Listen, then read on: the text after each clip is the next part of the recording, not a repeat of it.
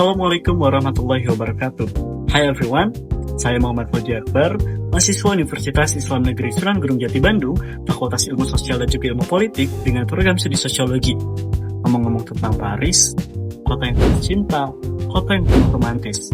Tapi, bener nggak sih? Paris selama ini dikenal luas sebagai kota romantis yang menjadi simbol cinta dan juga keindahan dunia.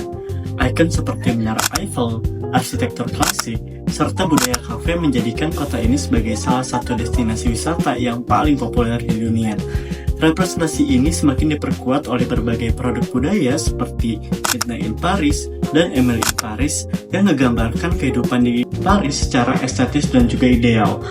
Namun, realitas di lapangan menunjukkan bahwa kondisi Paris yang lebih kompleks. Dalam beberapa tahun terakhir, Paris menghadapi berbagai permasalahan urban, termasuk kebersihan di perkotaan. Aksi mogok kerja petugas kebersihan sempat menyebabkan penumpukan sampah di jalanan yang nimbulin bau nggak sedap di sejumlah area. Selain itu, kepadatan wisatawan yang tinggi membuat beberapa lokasi wisata menjadi sangat ramai dan juga kurang nyaman. Fenomena tunawisma juga menjadi bagian dari lanskap kota nih, terutama di area-area publik seperti stasiun dan juga trotoar.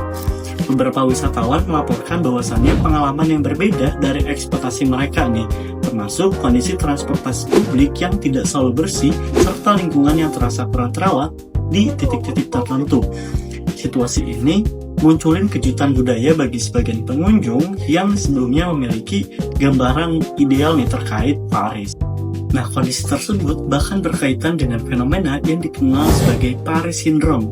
Nah, apa sih Paris Syndrome?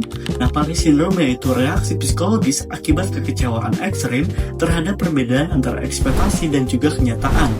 Fenomena ini menunjukkan bahwa persepsi terhadap Paris seringkali tidak sejalan dengan realitas yang dialami secara langsung. Fenomena perbedaan antara citra dan juga realitas Paris dapat dianalisis menggunakan teori hiperrealitas dan juga simulasi dari Jean B. Nah, B berpendapat bahwa dalam masyarakat modern, manusia hidup dalam dunia yang dipenuhi oleh representasi gambar, simbol, narasi yang tidak sekedar mencerminkan realitas, tetapi justru menggantikannya.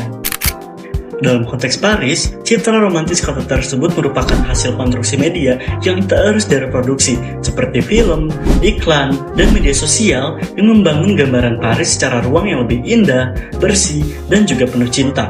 Nah, citra ini kemudian menjadi hiperrealitas, yaitu kondisi di mana representasi terasa lebih nyata dan juga lebih dipercaya dibandingkan realitas itu sendiri.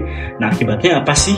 Nah, wisatawan yang datang ke Paris tidak membawa persepsi netral, melainkan ekspektasi yang telah dibentuk sebelumnya oleh simulasi. Nah, ketika realitas yang mereka temui seperti sampah, kepadatan penduduk, ataupun keberadaan tunawisma tidak sesuai dengan gambaran ideal, maka terjadi benturan antara hiperrealitas dan juga realitas. Nah, kekecewaan yang muncul bukan semata-mata karena kondisi kota, tetapi karena kegagalan realitas untuk memenuhi standar simulasi. Lebih jauh, Paris dapat dipahami sebagai simulakra, yaitu representasi yang tidak memiliki referensi yang asli yang autentik. Romantisme Paris bukan lagi sebagai pengalaman yang murni, melainkan produk yang dikonstruksi dan dikonsumsi secara global. Kota ini berfungsi sebagai simbol yang terus direproduksi, sehingga wisatawan pada dasarnya tidak mengunjungi Paris yang nyata, melainkan mengonsumsi tanda-tanda romantisme yang telah dikemas sebelumnya.